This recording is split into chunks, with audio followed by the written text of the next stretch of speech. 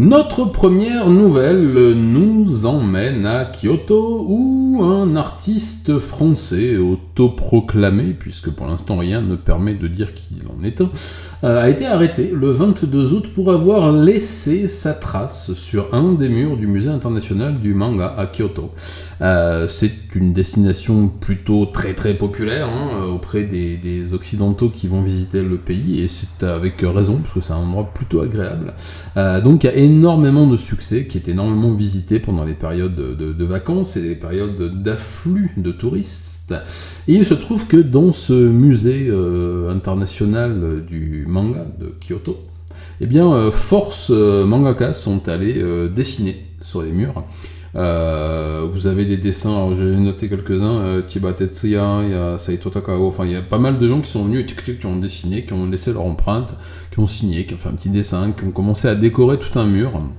Et les gens viennent également le voir, le prendre en photo, parce que c'est une curiosité.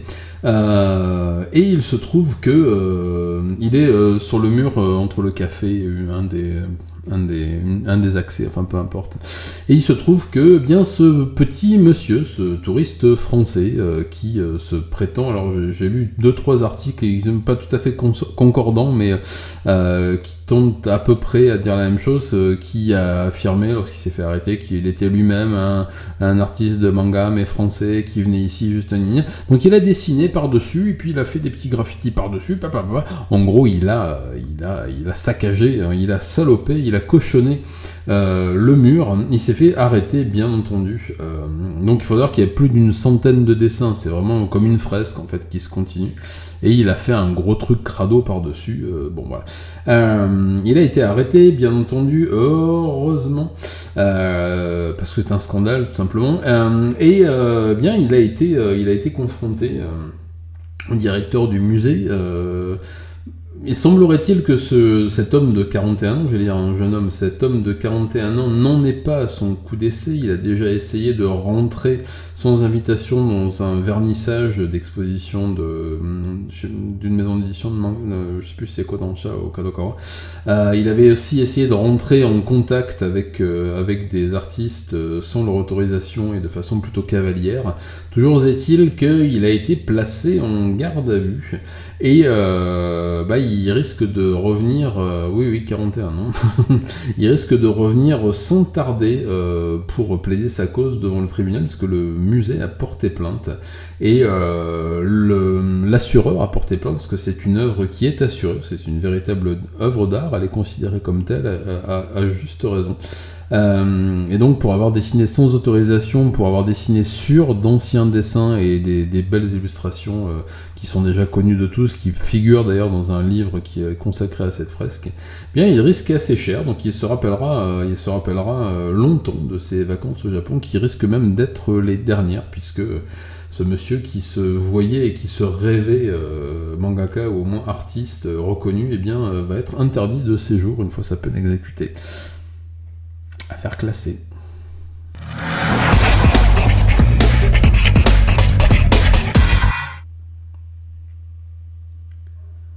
La nouvelle suivante nous conduit à Nagoya, où la police a arrêté un jeune homme de 18 ans, soupçonné d'avoir tué sa grand-mère de 78 ans, en la poignardant dans la poitrine avec un couteau et en l'étranglant avec un cordon électrique vendredi soir. Et oui, les deux. La police a déclaré que la sœur du suspect avait publié un message sur un réseau social vers 9h30 disant que son frère avait tué leur mamie et qu'elle était retenue en otage par le même petit frérot. Voilà, une charmante nouvelle. Un ami de la jeune fille a vu le message et a appelé la police, qui est intervenue immédiatement, dans l'heure. Lorsque la police est arrivée à la maison, dans le quartier de Nakagawa, elle a trouvé la victime inconsciente, frappée bien entendu, et couverte de sang, parce qu'il l'a tapée post-mortem, en plus de l'étranglement et de... Voilà. Elle a été amenée à l'hôpital où elle a été déclarée morte. À son arrivée, on a relevé pas moins de 21 coups de couteau. Grand-mère quand même, voilà. Le petit-fils, qui se trouvait toujours à la maison, a été arrêté. Sa sœur est indemne. La police a déclaré que la grand-mère vivait avec son fils, sa femme et leurs 4 enfants. Le suspect était seul à la maison avec sa grand-mère vendredi matin. La sœur était rentrée chez elle vers 9h30 et avait trouvé le corps de sa grand-maman. Bien que son frère ait tenté de l'empêcher de quitter la maison, en la frappant à plusieurs reprises, pas assez violemment pour qu'elle ait de traces notables, fort heureusement, a pu publier le message d'aide en ligne dans une pause toilette qu'il lui a accordée. Voilà. La police a déclaré que d'autres membres de la famille ont dit que le suspect, le jeune garçon, ne s'entendait plus du tout avec sa grand-mère pour des questions d'argent, puisque c'était le petit chouchou, que depuis son plus jeune âge, eh bien, sa grand-mère lui donnait de l'argent très régulièrement pour se payer des maquettes, de payer tout un tas de hobbies, et que là, eh bien, elle avait arrêté, parce que sa pension, sa grand-mère de 78 ans avait arrêté de travailler en 2019, donc assez récemment, et la pension qu'elle touchait ne lui permettait plus de donner de l'argent à son petit-fils, qui le prenait très très mal. Et là, eh bien, il voulait se payer son permis de conduire et une voiture, et la grand-mère a refusé à plusieurs reprises. Il lui aurait volé une petite somme d'argent à la fin du mois de juillet. La sœur a déclaré aussi qu'il l'avait vu en train de secouer sa grand-mère à plusieurs reprises. Et là, une violente dispute aurait éclaté à cause de ça, dans le matin de vendredi matin, ce qui a déchaîné la violence de ce jeune homme dont nous n'avons pas le nom, mais ce n'est pas très important. Voilà, c'est encore, je vous en parle assez souvent, mais encore un drame familial sur une personne âgée qui sont de plus en plus les récipiendaires de la violence domestique liée à la précarité. Là, je ne sais pas si c'était une famille précaire. En tout cas, c'était une bagarre et un différend lié à l'argent. Le petit-fils a été mis en examen pour meurtre aggravé. Il a été mis en détention provisoire dans un centre spécialisé. Il risque jusqu'à 15 ans de prison. Affaire à suivre.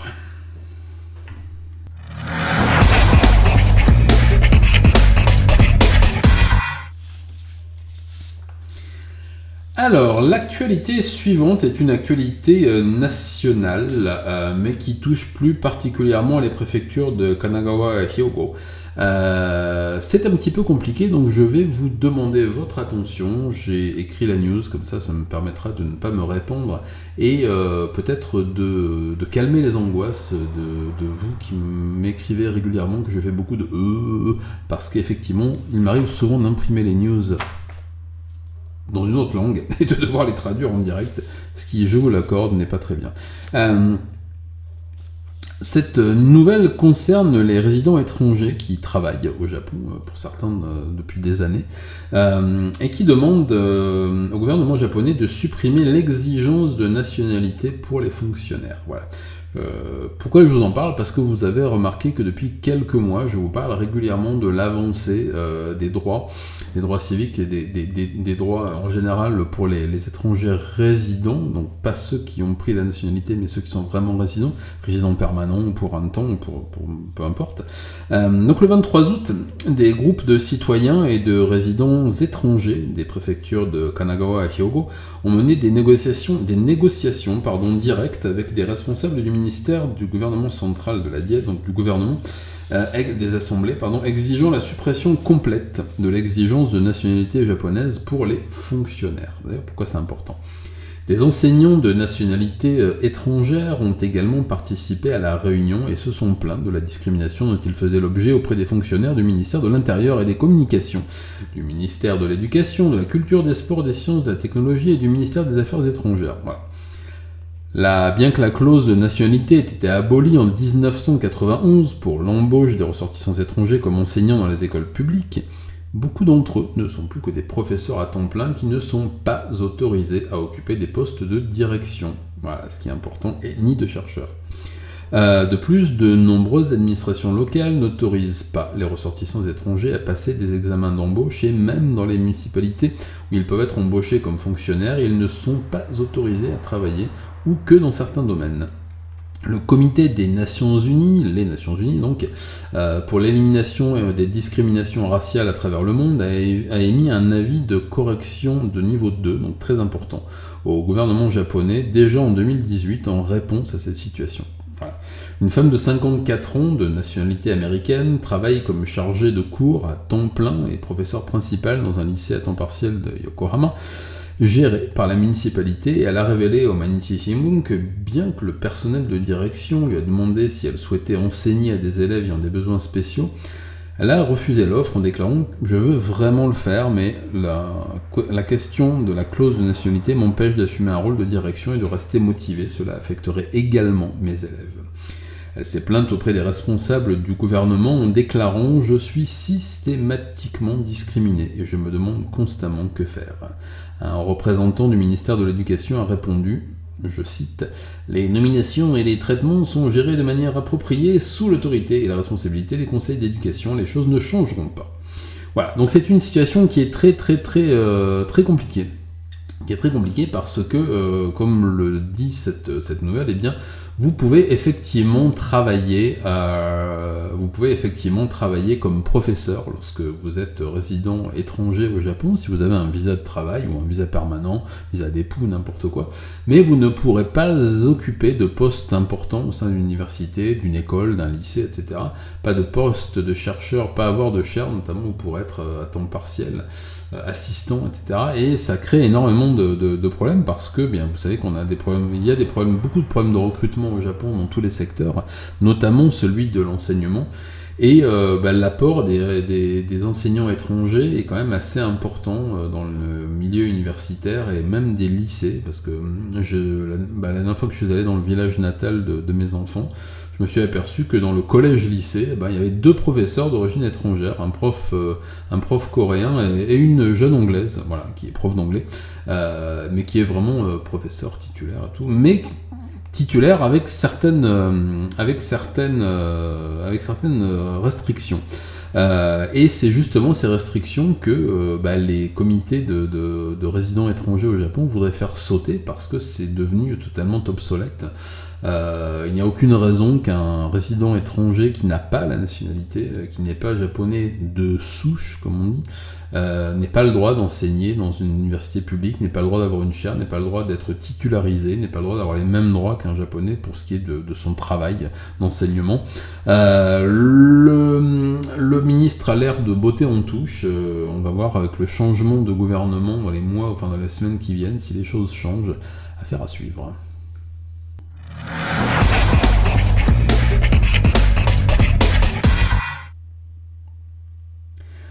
La dernière nouvelle nous emmène à Yoroku. Je vais vous raconter une autre histoire qui rejoint un peu une nouvelle qui rejoint un peu celle dont je viens de vous parler et celle dont je vous ai parlé les semaines précédentes. Il se trouve que dans cette préfecture, une jeune lycéenne d'origine africaine a réalisé que sa vie était différente de celle de ses amis alors qu'elle était en 6e, qu'elle rentrait au collège. Pas la 6e, mais bon, qu'elle rentrait au collège. C'est ce qu'elle a écrit dans son essai présenté lors d'une exposition de peinture et d'essais organisée à Tokyo au début du mois. Tout le monde dans mon école peut se rendre à l'hôpital immédiatement lorsqu'il attrape un rhume. Mais nous, on ne peut pas le faire si facilement. Quand on a un rhume, on doit demander à la police et souvent ils refusent. C'est ce qu'elle écrit dans son essai. Elle écrit aussi « Je suis censée informer tout le monde du travail de mes parents, mais mes parents ne peuvent pas travailler. Mes parents n'ont pas d'argent, ils ne gagnent pas d'argent. » La jeune fille est en situation d'attente. J'en avais déjà parlé à plusieurs reprises. Je vous avais dit la dernière fois qu'on me demandait de plus en plus un statut pour les demandeurs d'asile. Eh bien, cette petite fille est fille de demandeurs d'asile. Elle n'a donc pas de statut de résident au Japon et se trouve dans un état où elle est temporairement dans une situation, dans un no man's land, entre le centre pour migrants, le centre de rétention et la semi-liberté avec des restrictions. Ils sont des milliers comme ça. Ces personnes ne peuvent pas souscrire à une assurance maladie, n'ont pas le droit de travailler, n'ont pas le droit d'avoir de fonction, n'ont pas le droit de cotiser à quelque caisse que ce soit. Pour traverser les frontières préfectorales, c'est-à-dire obtenir l'autorisation de se rendre de la préfecture de, Stagaya à Saitama par exemple, ils sont obligés d'avoir une autorisation des autorités du service de l'immigration avec une espèce de sauf-conduit tamponné, c'est extrêmement compliqué, ils sont assignés à la résidence, et cela peut prendre des années avant qu'un statut leur soit accordé ou pas.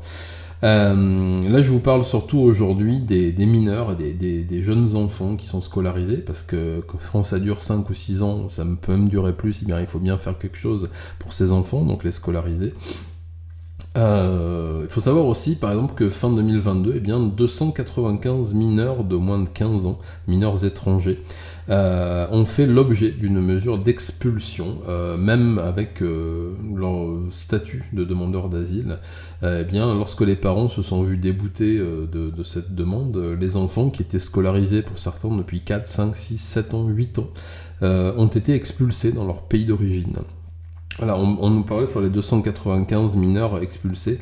Il y avait 5 frères et sœurs qui venaient d'Érythrée, donc un pays d'Afrique, et qui étaient parfaitement intégrés, qui étaient là depuis quasiment leur naissance pour certains, et qui allaient à l'école, qui parlaient mieux japonais que leur langue natale, et qui ont été obligés de quitter le pays. Voilà. Certains sont même nés au Japon pendant la semi-liberté de leurs parents, mais n'ont pas droit à la nationalité japonaise parce que en situation de réfugiés et de demandeurs d'asile. Le gouvernement japonais avait mis en place l'année dernière une politique visant à accorder le statut de résident à ces mineurs à titre de mesure spéciale, mais cette mesure n'est quasiment pas appliquée. Voilà. J'avais noté que toutefois les enfants nés hors du Japon, les enfants d'âge préscolaire et les enfants dont les parents sont entrés illégalement au Japon ne sont pas concernés par cette mesure, bien entendu, puisque là ils bénéficient d'un autre statut. C'est dans ce cadre-là que l'avocat Komaitie, qui organise cette exposition où elle fait parler les enfants aussi, c'est la personne que vous voyez sous mon curseur, elle essaie de sensibiliser l'opinion publique à ce problème des demandeurs d'asile et des enfants de demandeurs d'asile qui sont de plus en plus nombreux. Elle a fait parler cette petite lycéenne africaine qui a terminé par un mot très simple qu'elle a peint sur son tableau. Je veux la liberté comme mes amis japonais, je suis comme eux, j'espère que mon rêve se réalisera. Maître Komai explique, et avec beaucoup de conviction, et c'est tout à fait normal parce que c'est un combat juste et nécessaire en ce moment, qu'il est de la responsabilité de l'État de répondre à ses souhaits, aux souhaits de cette petite fille et de tous les enfants qui sont en situation de grande précarité à cause de ce statut de demandeur d'asile qui doit disparaître. Vraiment. Je vous en avais parlé longuement il y a 15 jours, parce qu'il met des milliers de personnes, souvent extrêmement précaires, parce que le statut de demandeur d'asile, eh bien, il touche principalement des gens qui viennent de pays très pauvres, et dans des situations de grande précarité, et le fait de leur interdire de travailler, d'avoir accès aux aides, au minimum aussi, quelques aides sociales que le Japon commence à donner, eh bien, c'est les condamner, et notamment ces enfants, c'est les condamner à ne pas pouvoir s'intégrer, alors qu'ils le font par eux-mêmes, puisque les enfants intègrent les enfants mieux que les adultes, puisqu'ils sont pas dans le jugement. Voilà. C'est assez terrible. J'ai écouté le discours de cette petite fille lu par maître Komai, et c'est assez terrible. Je suis allé regarder sur d'autres sites aussi, où j'ai pu voir des témoignages d'enfants nés au Japon, ou d'enfants arrivés au Japon très jeunes, du pays du monde entier, mais qui sont là pour devenir japonais, et puis pour faire marcher le pays, et puis pour aimer le pays, et puis leur refuser ce statut, ça me brise un peu le cœur. J'ai l'impression qu'on aurait pu refuser à mes enfants qui sont à moitié français, quand on est venu habiter en France l'année dernière, de leur refuser d'être des Français comme les autres aussi. Enfin voilà. Je ne manquerai pas de vous tenir informé, comme au moins une fois par mois, de ces changements que l'on espère tous dans l'acquisition des visas et dans ces statuts un peu infamants à faire classer pour l'instant.